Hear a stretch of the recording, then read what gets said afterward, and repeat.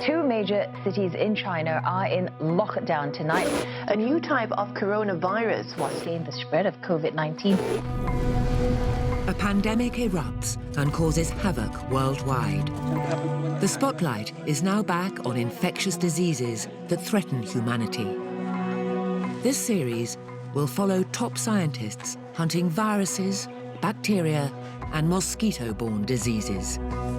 They're looking for the next killer outbreak before time runs out.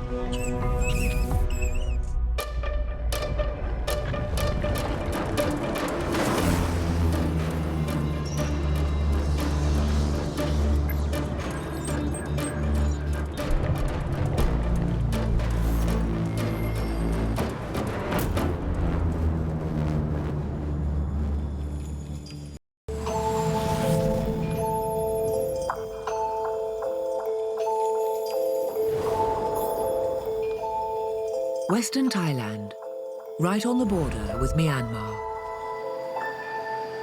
A disease hunter is doing crucial new research. Supaporn Wacharaprusadi has spent 20 years studying the world's only flying mammal, the bat.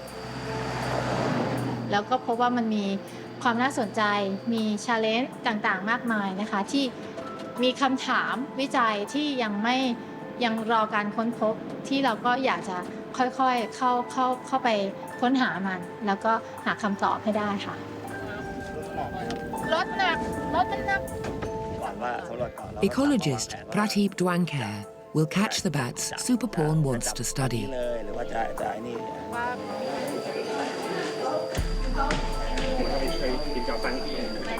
As Supaporn's team sets up a mobile lab, Prateep's team goes to survey local bat caves.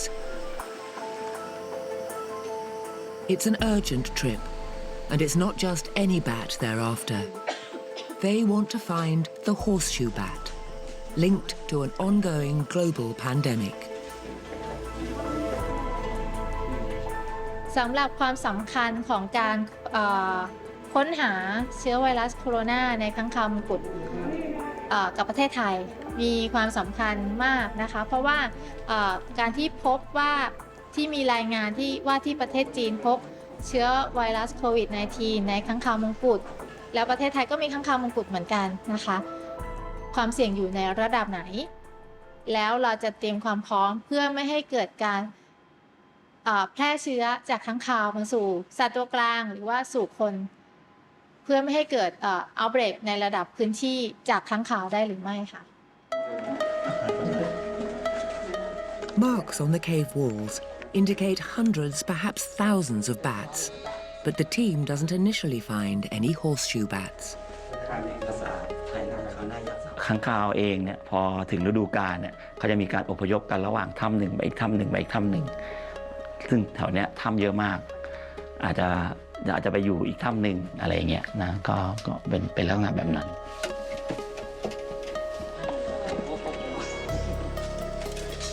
They'll rely on a net covering the cave entrance, which the bats will hit when they fly out to feed on insects.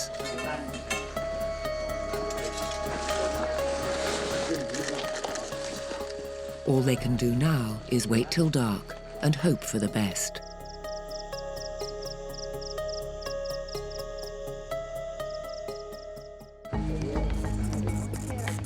Their patience pays off. The small bat with the big reputation finally makes an appearance. The horseshoe is one of 150 bat species in Thailand. The team try to catch as many bats as they can as the clock ticks.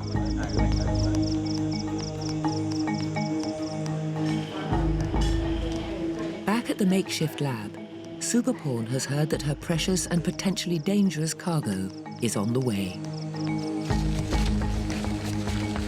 เรื่องของโรคบอดใหม่ค่ะก็ส่วนใหญ่จะเป็นเรื่องของโรคจากสัตว์สู่คนแล้วก็หลายๆโรคค่ะก็จะมีค้างคาวเป็นแหล่งรังโรคเป็นรีเซอร์วัวนะคะก็ยกตัวอย่างเช่นเรื่องของอีโบลานะคะเรื่องของโรคซาร์สโรคเมอร์สนะคะรวมทั้งโควิด -19 ด้วยอันนี้รอบผสมกี่ตัวรอบนี้ทั้งหมด50 ตัว 50 ตัวได้ ก็จริงๆแล้วตอนเด็กๆเป็นคนที่ไม่ค่อยชอบสุงสิงกับใครชอบอยู่เงียบๆค่ะก็เลยคิดว่าการเป็นนักวิทยาศาสตร์เนี่ยก็คืออยู่ในห้องแลบแล้วก็ทำงานกับตัวอย่างอะไรเงี้ยค่ะทำงานกับเราทดลองประมาณนี้ค่ะไม่ต้องเจอผู้คนมากนักอะไรประมาณนี้ค่ะแต่ว่าพอทำมาถึงทุกวันนี้ก็เลยรู้ว่าคิดผิดค่ะมันกลายเป็นวิทยาศาสตร์ส่วนหนึ่งต้องอยู่ในห้องแลบอีกส่วนหนึ่งก็ต้องไปข้างนอกไปเจอคนแล้วก็ไปสื่อสารกับคนจะต้องสื่อสารวิทยาศาสตร์ให้คนอื่นเข้าใจมากขึ้น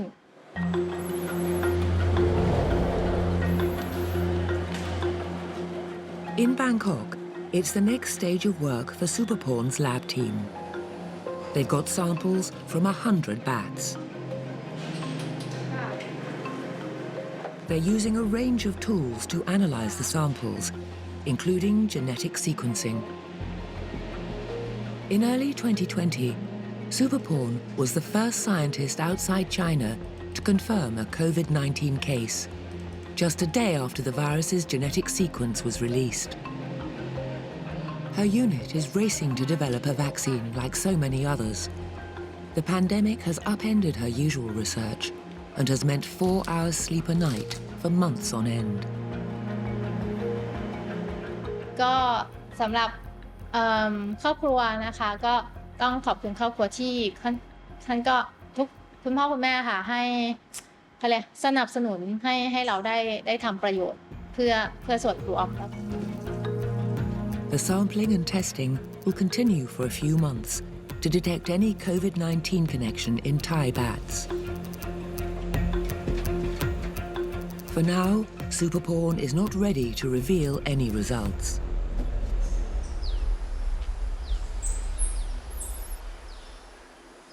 At an isolated animal research centre in Singapore, Dr. Wang Linfa is also studying bats up close, but with a twist.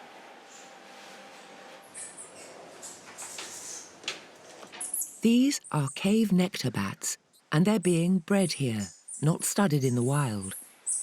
This colony is one of the few of its kind anywhere. It's backed by the Singapore government and Duke NUS Medical School. So I think that this, without bragging it, make us one of the really world leaders in bat research.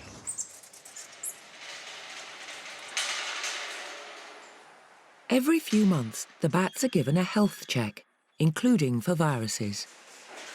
In terms of the number of coronaviruses that bats carries, nobody knows. I think that currently we have at least 1,000 different coronaviruses already discovered, and that most people thinking what we discover is 1% of what's really in the nature. Yeah, so that's many, many more. These cave nectar bats, they can really lick very long tongue, and they lick their head and their body, and they also very social animals, so they can have urine contamination. So from the head, we can sample, and then this sample goes back to the lab, and we can test if they carry any virus. But Linfa's team is no longer looking for new viruses. They're interested in the relationship between viruses and their hosts. They're unlocking the mystery of why bats carry so many viruses without being affected by them, and the lessons that could be applied to human health. Viruses can infect all forms of life. They're microscopic fragments of genetic information wrapped in protein and can't multiply without a host. So they hijack cells and, as they replicate, damage the host's DNA. The normal immune response in humans and other mammals is for special sensors to activate inflammation.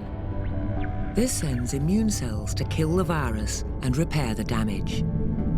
But research shows that doesn't happen in bats. Even with a lot of virus present, their inflammation sensors barely activate. And then they don't overfight to try to clear the virus. But we human and most animal we do is when a new virus comes in, we fight. So we have a cliche, virologists say very few viruses kill us. We kill ourselves. So we are less likely to coexist with virus than bats. But now we actually found that bats can teach us lessons. They have long lifespan, less prone to cancer, so on. Bats basically can offer a lot of lessons for us to learn and to translate into medical research.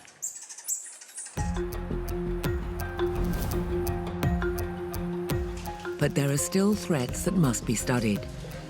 Research shows that in trying to beat the bat's immune system, some viruses have adapted to spread more quickly among cells. That spells trouble when those viruses encounter a weaker immune system, like that in humans. But bats are not the bad guy. They make up a quarter of all mammal species and are essential for pollination and controlling disease-carrying insects like mosquitoes. Bats have been on Earth much, much longer than humans. So we were the latecomers, they were the natives, right? So they have been around for at least 65 million years, It's humans that are causing the spillover of viruses.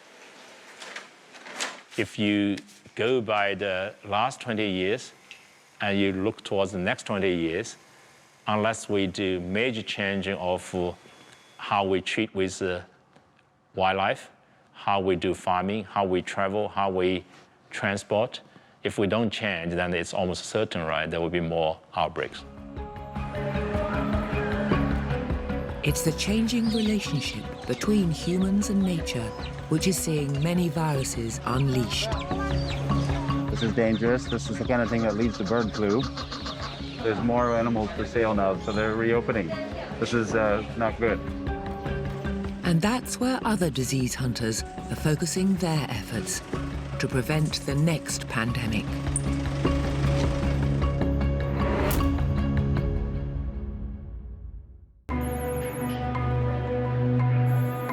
In Bangkok, the link between wildlife and viruses is under the microscope. Scientists think a bat virus may have jumped to humans at a market in Wuhan, China, via an intermediary animal, causing the COVID-19 outbreak. Is there a similar risk at the famous Chatuchak market? Steve Galster heads the anti-trafficking group Freeland, which managed to get the animal section here shut down when COVID-19 broke out. For the last almost 30 years, my colleagues and I have been warning about the potential outbreak of zoonotic diseases, zoonotic outbreaks from wildlife trade, because all these animals can carry infectious diseases. The sellers won't be happy to see Steve.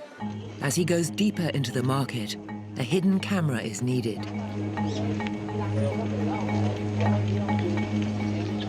Lots of different species, lots of different smells.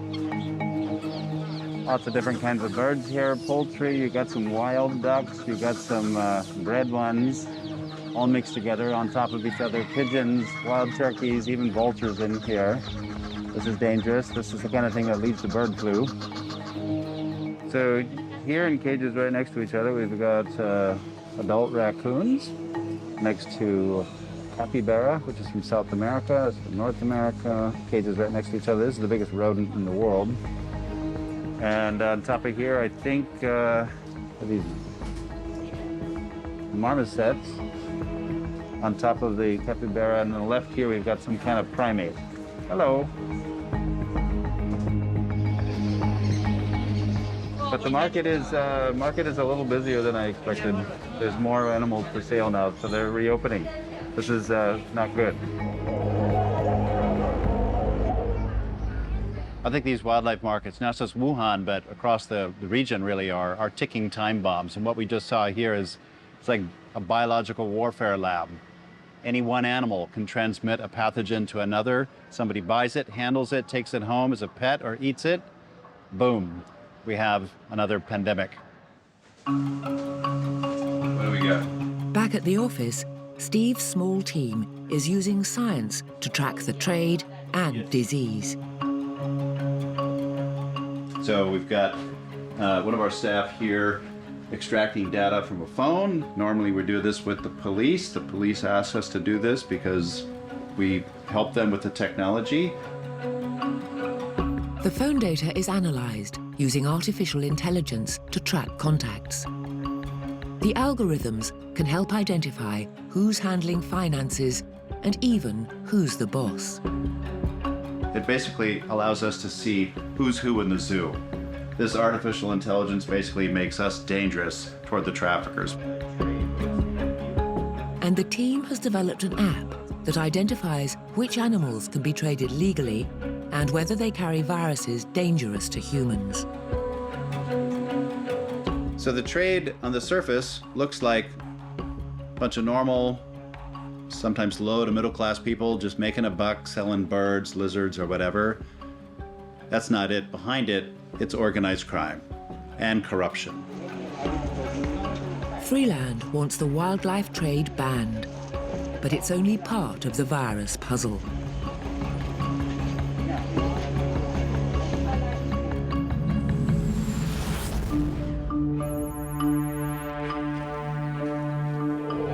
On an early morning in southern Cambodia, disease hunter Vibol Hol from the renowned Pasteur Institute is collecting traps. His target, rodents, especially rats. This is brand new research, prompted by recent cases of hepatitis E jumping from rats to humans in places like Hong Kong. It's a sign that scientists always have to be on the lookout for emerging diseases before they can spread. Vibol's team will also test for arenaviruses after a new outbreak of Lassa fever in Africa. តែយើងដឹងថាវីនឹងវាអាចបង្កឲ្យមនុស្សស្លាប់អញ្ចឹងក៏យើងព្យាយាមថាចង់រកថាតើប្រជាជនខ្មែរយើងមានផលប៉ះពាល់អីខ្លះចំពោះវីហ្នឹង So we have his own trap. So this is a local trap. It was Vibol's own childhood struggle with illnesses like malaria that led him into a life of research. ហើយវាតនឹងជំងឺមួយចំនួនដែលយើងគិតថាស្រុកខ្មែរយើងវាជាប្រទេសកំពុងអភិវឌ្ឍអញ្ចឹងមានជំងឺមួយចំនួនដែលវាអាចប៉ះពាល់ដល់ក្មេងឬក៏ប្រជាជនទូទៅប៉ុន្តែយើងអត់ដឹងពីមូលហេតុខ្ញុំគិតថាការងារខ្ញុំនឹងចូលរួមចំណែកមួយចំនួនធំក្នុងការដោះស្រាយបញ្ហាទាំងអស់ហ្នឹង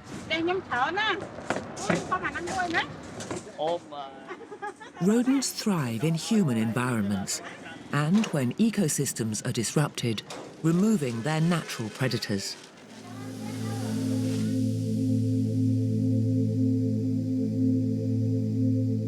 Near the team's research work are scenes being repeated across Southeast Asia. Humans are pushing further into the forest for agriculture, housing and roads. In return, viruses once kept within the canopy are spilling over. The WHO estimates that about 70% of all infectious diseases affecting humans come from animals. For years, the Pasteur scientists have contributed their findings to special databases. A predictive pandemic map, updated in 2020, shows hotspots with a greater risk of virus transmission to humans. Rodents and bats are among the main sources of disease.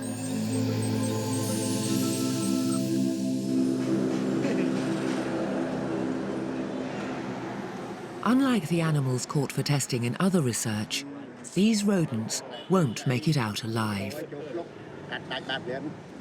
ជាធម្មតាយើងអត់ចង់ស្លាប់កដោទាំងអស់ព្រោះតែវាជាជីវិតមួយយើងគោលបំណងគឺយើងគ្រាន់តែចង់ស្វែងរកវីរុស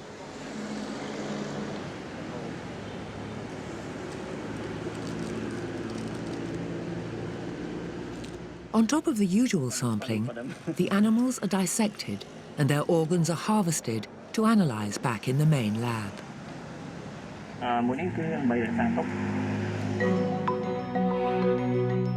Later the same day, the team heads out to place more traps. A follow-up team will also take samples from the villagers. ចឹងតែនេះតថ្ងៃទី2ចឹងខ្ញុំដាក់នៅភូមិសិនអរគុណចឹងកន្លែងណាដែលគាត់ឃើញពីងហ្នឹងក្នុង5បាទហ្នឹងហើយ The first stage of this research is determining the prevalence of viruses in local rats and residents. That will lead to action and perhaps antiviral treatments later.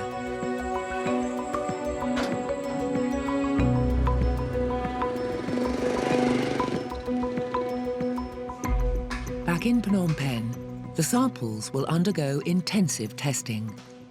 Because this is from breeding stuff. Vibol updates his colleague Eric Carlson on his research.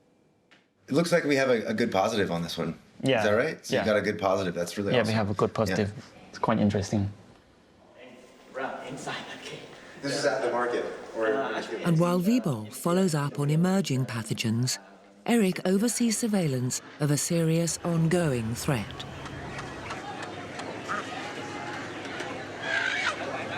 Here in Southeast Asia is a hot spot of avian influenza. We have numerous cases and it's been circulating endemically in bird populations for 20 plus years. We're still seeing human avian influenza cases in Asia. We still see new subtypes emerging.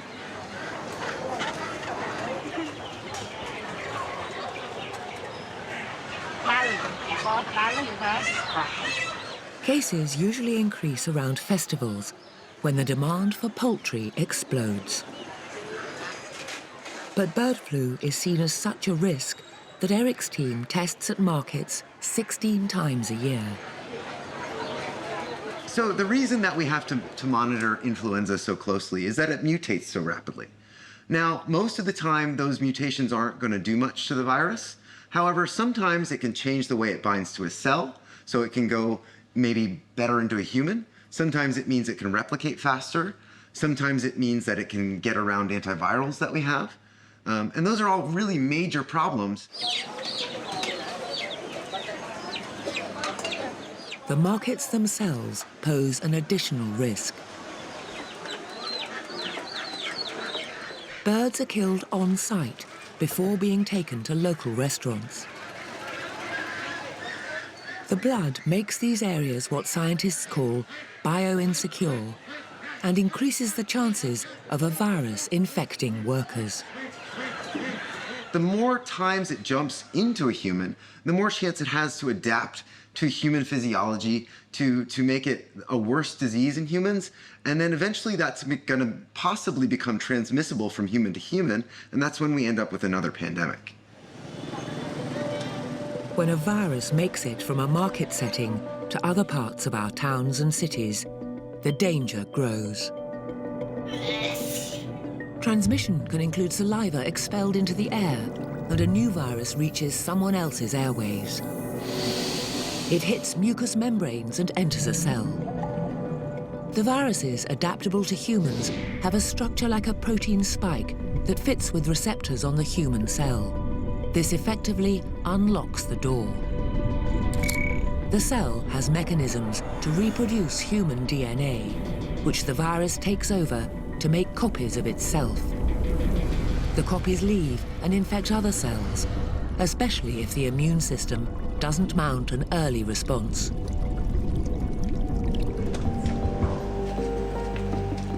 In another part of Phnom Penh, epidemiologist Arata Hidano is testing animals that might pose an even higher pandemic risk than birds. He's from the London School of Hygiene and Tropical Disease, partnered with Singapore's Duke NUS Medical School. This is a pig slaughterhouse. Okay, let's take samples. Arata's team is testing for H1N1 swine flu.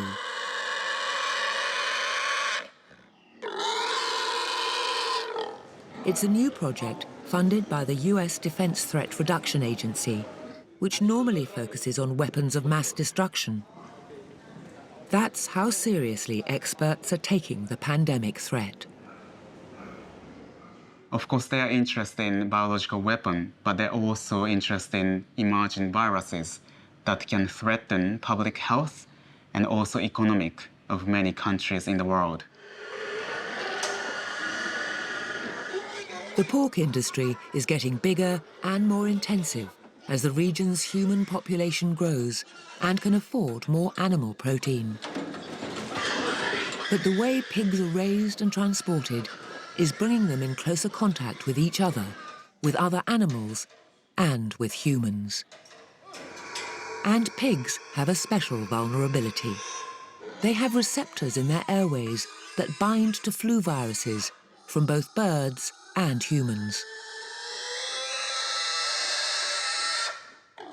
And this is concern because when these two different viruses infect one cell at the same time, inside the cell, they can create new type of virus that have different genetic components from bird and human virus. That means we are very susceptible, we don't have immunities, and that can potentially cause a pandemic. It was H1N1 swine flu that caused the Spanish flu pandemic of 1918, which killed tens of millions of people. That strain faded away, but new ones keep emerging. Scientists like Arata now have a more sophisticated understanding of the viruses transmitted between animals and the ones that might affect us. But it's still not enough. We have to remember that there are so many viruses we don't know yet in the world. We just started discovering, and as we search more, we will find more. This trained veterinarian got into epidemiology because he became fascinated by the role humans play in unleashing viruses. There's always constant feedback loop between our behaviors and how disease spreads. And without understanding this system, we can't control the disease. And it's partly human behavior that explains why viruses that should have been eliminated by now are still a threat, with a painful human cost.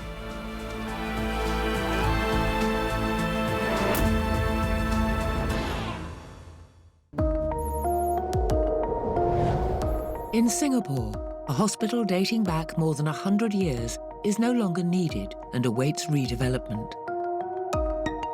It once housed patients stricken with viruses and other diseases that were dreaded worldwide, like bubonic plague and smallpox. Smallpox killed hundreds of millions over the centuries. From the late 1960s, a concerted effort of tracing and vaccination got underway, and smallpox was eradicated by 1980. The hospital also treated victims of polio. That crippling virus had its last local case in 1978. Experts thought polio would follow smallpox and be eradicated everywhere by the 1990s. So what went wrong?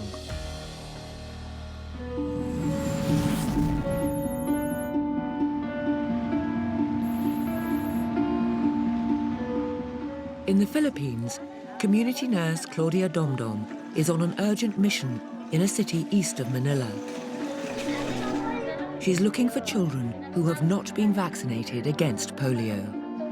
She's got one more week to reach 95% of them in a community of 10,000 people. Okay, tapos na. Okay. This comes after the country saw its first polio outbreak in almost 20 years. Ikaw naman. Very good. Galing. Napakahirap po mag-house to house. Mas lalo na ngayon, nasa gitna tayo ng pandemya. So, iisipin mo yung target na kailangan mo accomplish. One of the challenges is growing resistance from parents. Dito kasi sigurado si Menace. Kasi lalo na pinagbilinan ko kami sa Marilao na katulad ngayon may lumalabas na nagbabakuna na ito nga, di ba, may issue tayo. At saka talagang tumatanggi sila. Natatakot sila, no? Kasi may mga naririnig silang balita through social media or TV na yung mga vaccine na hindi daw safe magtanggap ng vaccine. May mga ganun kasi kami naririnig na rason. So-called wild polio was officially eradicated here in 2000. The danger now is vaccine-derived polio.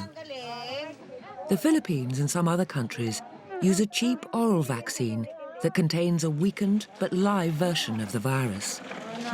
It can mutate and be released back into the environment, usually through defecation. So it threatens children who aren't immunized. To be safe, a society needs 95% vaccination for herd immunity. The percentage here and elsewhere has been slipping below that target for years.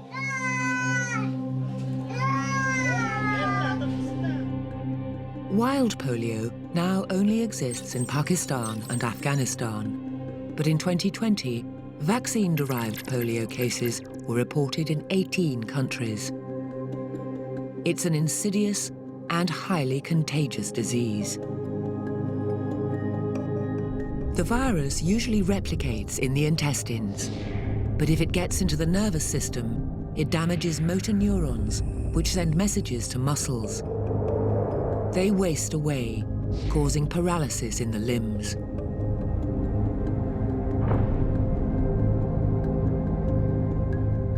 Cranial nerves can also be paralyzed, affecting swallowing and talking. And it can affect the lungs, making breathing difficult or impossible. Tapusin na lang natin to, tapos kain tayo saglit. So Claudia pushes on. Her target is to immunize 1,000 children this week, or 200 a day. Thank you. Pinangarap ko maging nurse kasi simula nung pagkabata ko, yun na talaga yung napipicture ko na magiging paglaki ko. Mahal na mahal ko yung trabaho ko, kaya kapag nagawa ko ng tama yung trabaho ko at nagbigay ako ng care sa mga patients ko. So, parang minamahal din nila ako ng totoo, ng talagang buong puso. Hundreds of kilometers to the south, doctors are still finding victims of the new polio outbreak. 3-year-old Alzamir can no longer walk. His 21-year-old father has to look after him all day. Hindi ko po na alam na meron pa rin ng sakit na ganyan, ay polio. Wala pang sakit ng anak ko. Sobrang masayahin siya. Mga anak ko nagkuhanawa ng mga mananaway pagitong ko sa kapag gay ko sa wata ko di rin pakalakaw.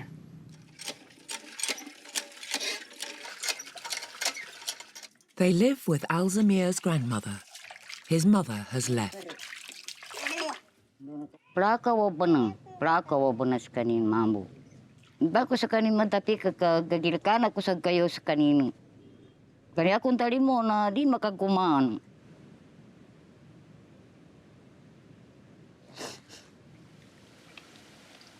This swampy, impoverished area has typical polio risk factors. Sanitation is a challenge with a communal toilet. Alzamir can't even make it that far. He defecates on the porch, and his father deals with it. It's likely Alzamir was infected from local water or surfaces tainted with fecal matter.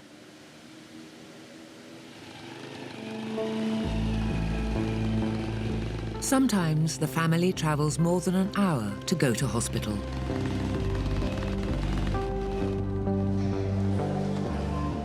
Pediatrician Julieta Siapno is overseeing more than half a dozen children with polio.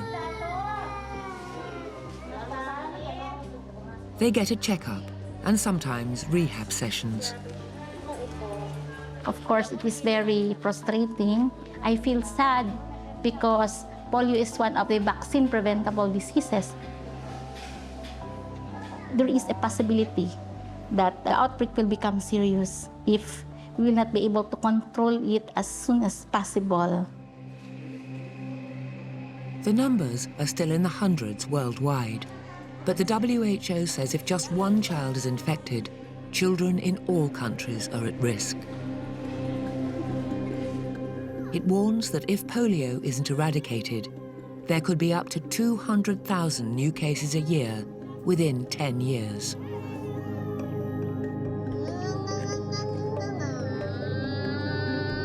For now, Alzamir faces a lifetime of challenges that could have been avoided.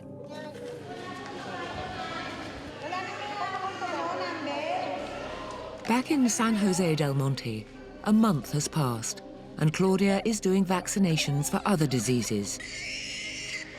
She's been off work because she and her husband contracted COVID-19. Mabigat yung katawan mo, masakit. Ang ano talaga yung sakit ng katawan. As in lahat, from joints mo sa daliri, sa wrist mo, sa tuhod, sa balakang. Yun ang lagi kong dinadasal. Huwag naman sana mahawa yung mga bata. Tapos maririnig mo yung anak mo, umiiyak kasi gusto ko tabihan, hindi pwede. Yun. Yun ang pinakamahirap. But her work continues to fight disease and prevent more suffering. Kasi yun ang sinumpaan kong tungkulin. Nanumpa ako eh.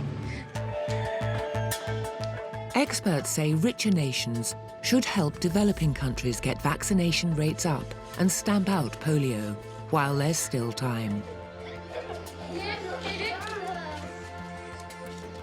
Frontline staff like Claudia do their best. But as with smallpox, international cooperation is the only answer. And cooperation is also urgent on COVID-19, which is still spreading here and elsewhere. So disease hunters are collaborating worldwide. From Iceland to Singapore, they're using the latest technology to hunt and fight the new coronavirus as it spreads and mutates.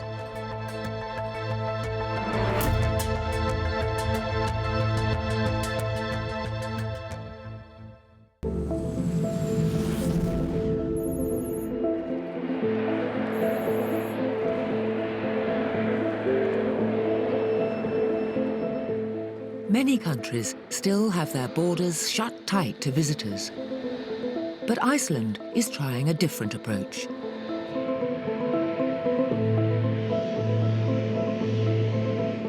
New arrivals at Reykjavik Airport are swabbed for COVID-19, then go into 5 days quarantine. If they test negative at the end of that period, they're free to go.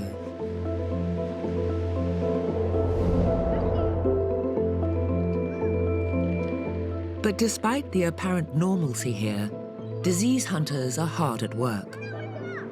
They're tracking COVID-19 in real time, making Iceland a kind of genetic laboratory.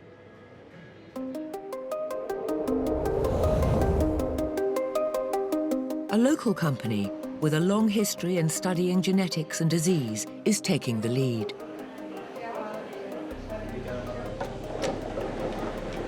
Hundreds of thousands of blood samples gathered over the years are kept at a constant -24 degrees. The company has been sequencing the DNA of every Icelander. Now the founder is applying the same approach to COVID-19. Every time we started to work on a new disease, we had to answer the question, what is it that has yet to be understood about this disease? And then all of a sudden we have in our lap a disease with all questions unanswered. So in many ways that was generated a feast for us. Swabs arrive at Decode from the airport and testing centres every hour or so. The company is sequencing the genetic code of every positive COVID-19 case. The first step is isolating the virus's RNA. Then other tests are done to confirm the positive case and do the precise genetic sequencing. A tourist who's weakly positive probably recovered. So that's how it looks here. That makes sense. This virus is a string of almost 30,000 repetitions of the letters A, U, G, and C, representing different proteins. When cells make copies, there are sometimes typos, and a mutation occurs when one of the letters changes, such as from an A to a G. Transmission chains. So if Decode is taking those mutations and mapping out a kind of growing family tree, connecting the infections to each other. we could, from the very beginning, determine the geographic origin of the virus in every single case in Iceland. So having the sequence of the virus gives you an overview of where the virus is coming from, who is infecting whom, determine whether there is a lot of infected people coming into the country or whether this is simply a community spread. Understanding the mutations and path of the virus also helps make decisions much faster than in the past. The scientists determined that children were less likely to spread the virus, so local schools stayed open. The Decode scientists are sharing their information with other disease hunters around the world on a database called GISAID. It was started for influenza, but has taken on an urgent new role.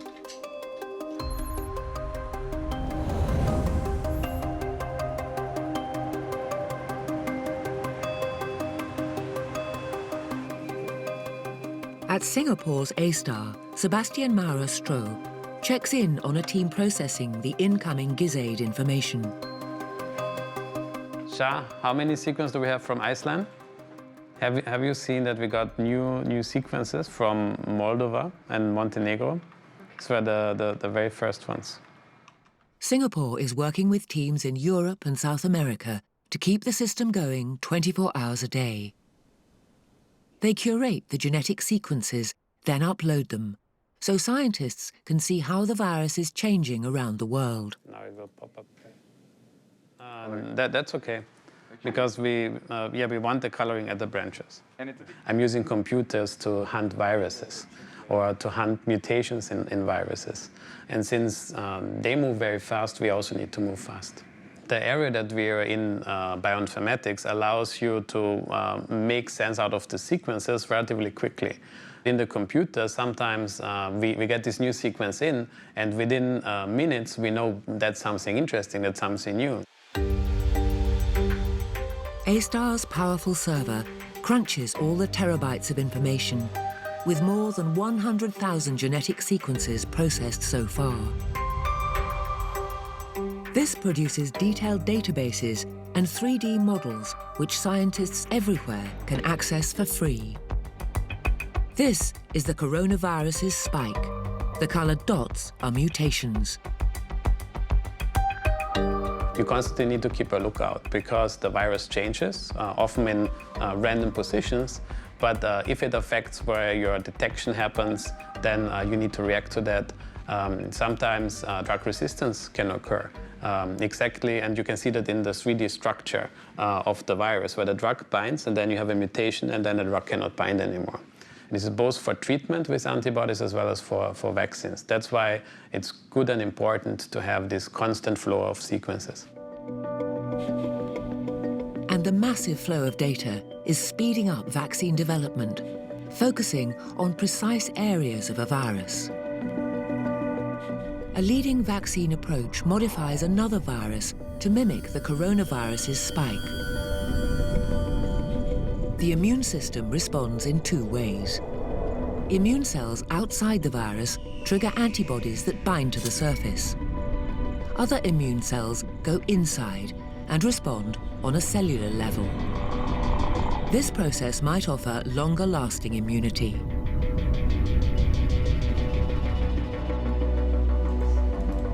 And a lot of this is thanks to the work of the disease hunters, quickly sharing their data with each other and the world. I hope this served as a blueprint for future outbreaks, and it can be applied to the new diseases. Future outbreaks, new diseases. Are they inevitable? And what lessons are we learning? Back in Bangkok, Superporn has not finished analysing her samples to see if Thai bats carry the same virus that caused the original COVID-19 outbreak in China. The verdict so far, no sign of the virus. So danger is averted for now. But there's been a wake-up call. It seems we need to change how we interact with the natural world and step up scientific surveillance, where the city meets the forest in ways we didn't plan for. And our disease hunters will continue their work. As the next virus gets ready to spill over, they'll do their best to keep humanity safe.